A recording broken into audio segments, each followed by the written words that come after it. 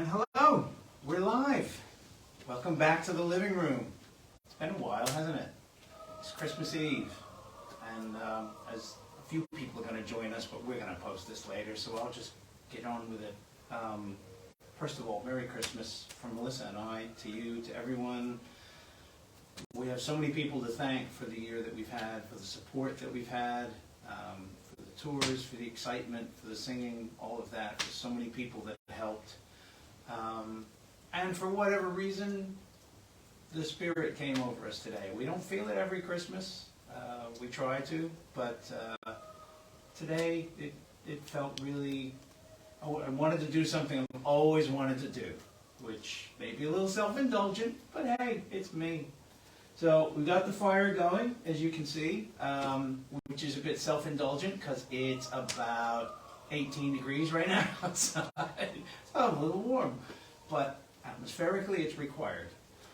I've got my Christmas socks. So very important. Look, and not messing around either. It's proper hose going on there. And we just wanted to invite you back into the living room because my favorite story in all the world, of all the stories ever storied, is A Christmas Carol by Charles Dickens. And the reason for that, if you think about it, first of all, it was the night before Christmas. It was only first published in 1823, the poem. And that poem was really the introduction to our modern treatment of Christmas. It was, I think, the first real mention publicly of St. Nick and all this sort of thing, and the tree. This was a new concept. So by the time Dickens wrote A Christmas Carol, it was only 20 years later. It was published in December 17th of 1843, which means next year this story will be 180 years old. So in the midst of all this talk of being joyful and jubilant and thankful and parties and everything and gifts for Christmas, this new concept, he writes a ghost story, a really terrifying, scary thing. And I just thought this was one of the most brilliant moves an author's ever come up with, just completely going against the stream. And of course, one of my reasons for it being my favorite, for the same reason that It's a Wonderful Life is my favorite Christmas film, is that it's a story steeped in redemption. And the chance that is still on offer for all of us. So first of all, cheers. Cheers, everybody. I'll be drinking along with you on this. So I wanted to read to you a portion of Dickens' Christmas Carol. And as you can see, it's very informal. He even brought the specs. So I hope you'll just kind of curl up and listen. I'm not going to attempt any English accents. It's been done by wonderfully talented actors, you know, like Patrick Stewart and all that. But I also wanted to mention that I've had this book for many years. It was a gift from a good friend. It's, to me, the definitive rendition of A Christmas Carol visually. It's illustrated by an English author named P.J. Lynch. And as many of you know, my father is a children's book illustrator and author. And when I showed him this book, he said to me, it was impossible for this man to have made money on this book, that this was done for love. There's illustrations on every single page. They are gorgeous, Victorian. This is nice. I get to publicly say, P.J. Lynch, if you're out there, you have done such justice to this wonderful story. And I wish I could show you the pictures, but then we're going back and forth and back and forth. So, but if you're interested in a great keepsake version of A Christmas Carol, this one is definitely the one. So what I want to read, what I thought was, even though these are all things that, you know, we've seen it in 100 films or productions or whatever, to hear it in the master's own words make a big difference. There are the occasional Victorian references that we don't necessarily understand, but for the most part, I mean, it's all still 180 years later. It goes straight to the heart. So I wanted to read to you where Scrooge is haunted by Jacob Marley's ghost. So where we're going to come in is right after he's come into his house and the knocker turns into Marley's face, and he rushes in and he locks everything up, and he goes upstairs and he double locks his doors and everything else, and then that little bell on his, the old waiter bell or the servant's bell starts ringing all by itself, and then hundreds of bells start ringing and making this clamor, which is the signal for Marley's ghost. And I'm going to pick it up from there. This might have lasted half a minute, or a minute, but it seemed an hour. The bells ceased as they had begun, together. They were succeeded by a clanking noise, deep down below, as if some person were dragging a heavy chain over the casks in the wine cellars. Scrooge then remembered to have heard that ghosts in haunted houses were described as dragging chains. The cellar door flew open with a booming sound, and then he heard the noise much louder on the floors below. Then coming up the stairs, then coming straight towards his door. "It's humbug still," said Scrooge. "I won't believe it." His color changed, though, when, without a pause, it came on through the heavy door and passed into the room before his eyes. Upon its coming in, the dying flame leaped up, as though it cried, "I know him, Marley's ghost," and fell again. The same face, the very same. Marley, in his pigtail, usual waistcoat, tights and boots, and tassels on the latter bristling, like his pigtail and his coat skirts, and the hair upon his head. The chain he drew was clasped about his middle.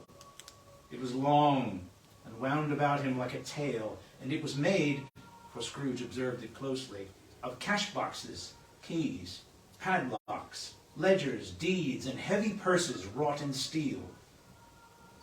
His body was transparent, so that Scrooge, observing him and looking through his waistcoat, could see the two buttons on his coat behind. Scrooge had often heard it said that Marley had no bowels, but he never believed it until now. Nor did he believe it even now. Though he looked the phantom through and through, and saw it standing before him, though he felt the chilling influence of its death-cold eyes, and marked the very texture of the folded kerchief bound about its head and chin, which wrapper he had not observed before, he was still incredulous, and fought against his senses. "How now?" said Scrooge, caustic and cold as ever. "What do you want with me?" "Much." Marley's voice, no doubt about it. "Who are you?" "Ask me who I was." "Who were you then?" said Scrooge, raising his voice. "You're particular for a shade." He was going to say to a shade, but substituted this as more appropriate. "In life, I was your partner, Jacob Marley." Can you sit down?" asked Scrooge, looking doubtfully at him. "I can." "Do it then." Scrooge asked the question because he didn't know whether a ghost so transparent might find himself in a condition to take a chair, and felt that in the event of its being impossible, it might involve the necessity of an embarrassing explanation. But the ghost sat down on the opposite side of the fireplace, as if he were quite used to it. "You don't believe in me," observed the ghost. "I don't," said Scrooge. "What evidence would you have of my reality beyond that of your senses?" "I don't know," said Scrooge. "Why do you doubt your senses?" "Because," said Scrooge, "a little thing affects them. A slight disorder of the stomach makes them cheats. You may be an undigested bit of beef, a blot of mustard, a crumb of cheese, a fragment of an underdone potato. There's more of gravy than grave about you, whatever you are." Scrooge was not much in the habit of cracking jokes, nor did he feel in his heart by any means waggish then. The truth is that he tried to be smart as a means of distracting his own attention and keeping down his terror, for the spectre's voice disturbed the very marrow in his bones.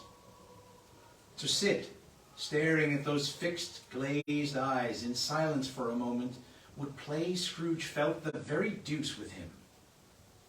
There was something very awful, too, in the spectre's being provided with an infernal atmosphere of its own.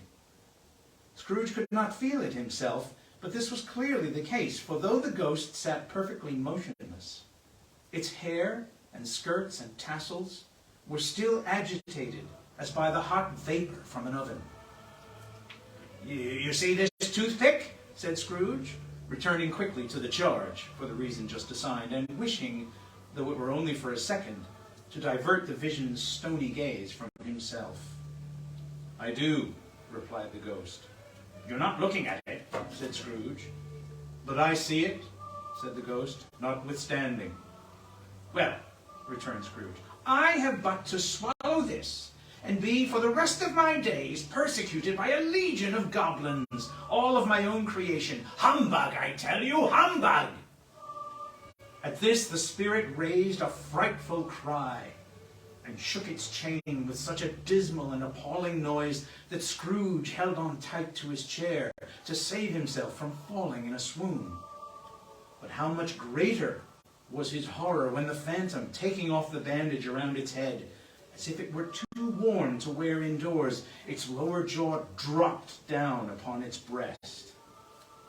Scrooge fell upon its knees and clasped his hands before his face. Mercy, he said, dreadful apparition, why do you trouble me?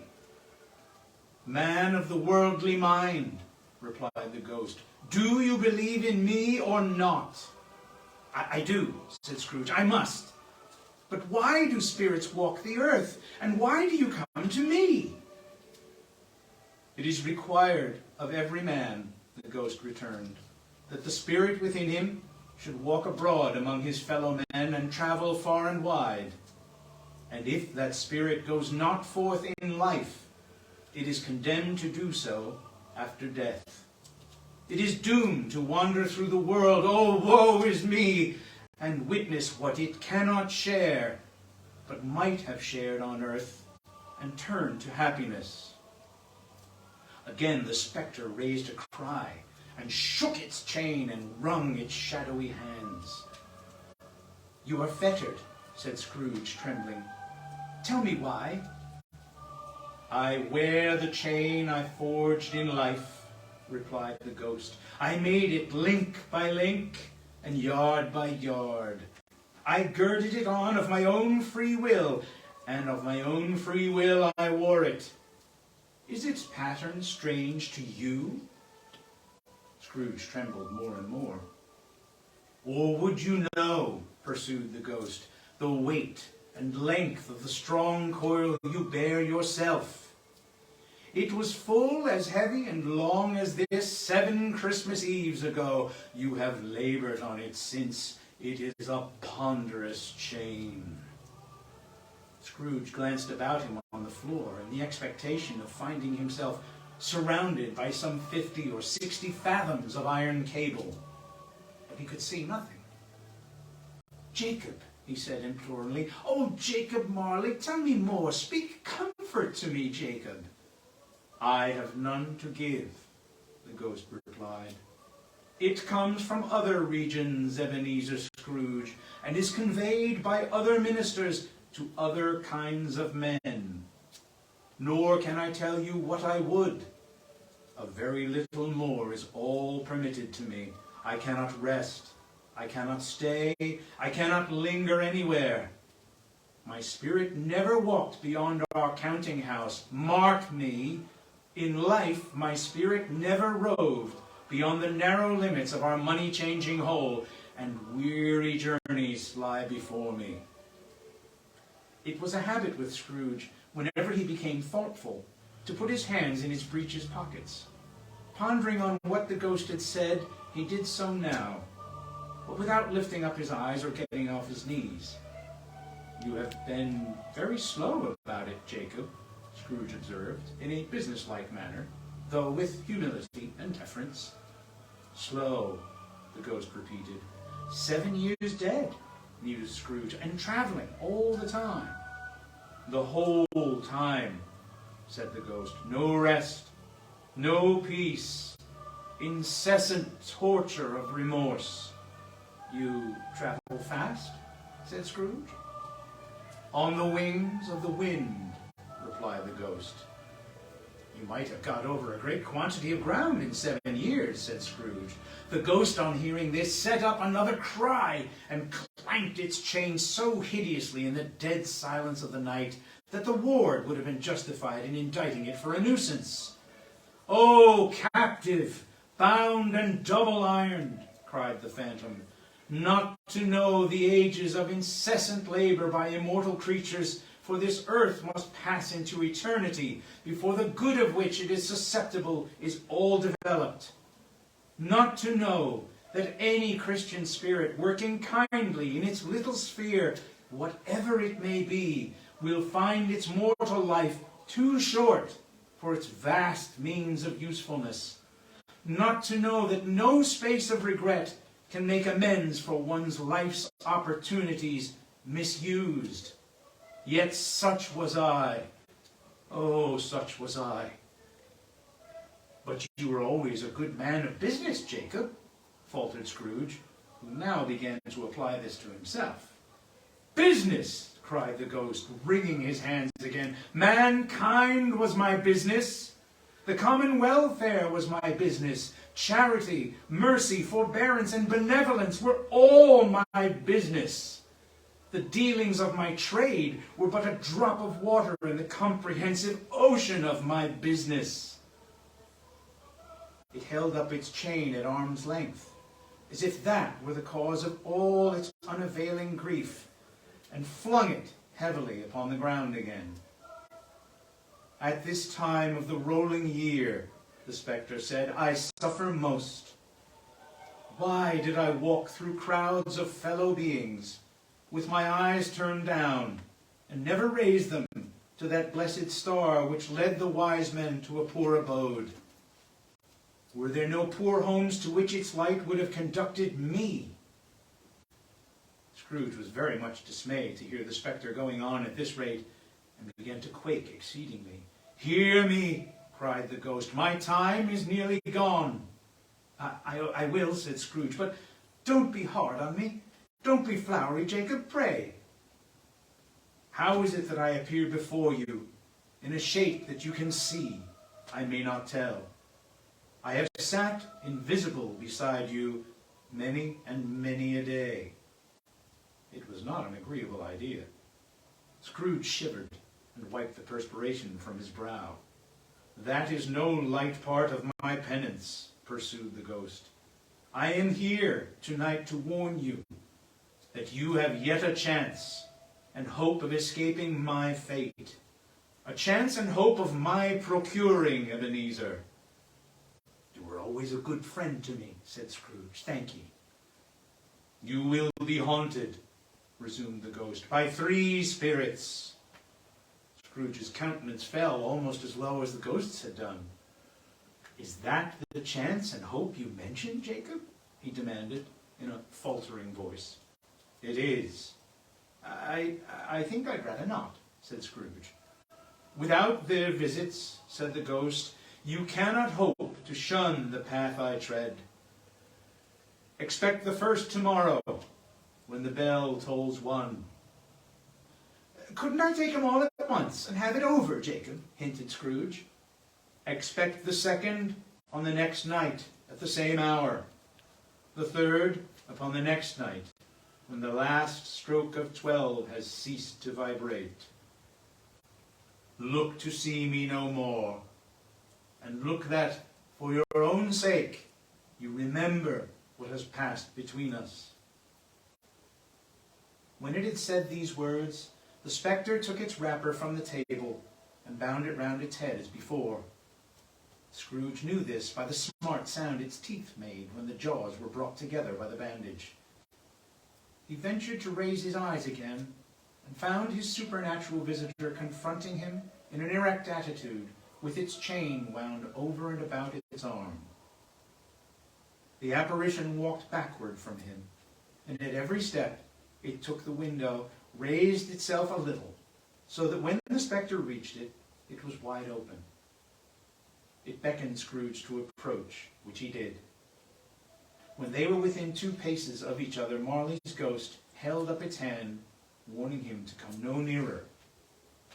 Scrooge stopped, not so much in obedience as in surprise and fear, for on the raising of the hand he became sensible of confused noises in the air, incoherent sounds of lamentation and regret, wailings inexpressibly sorrowful and self-accusatory.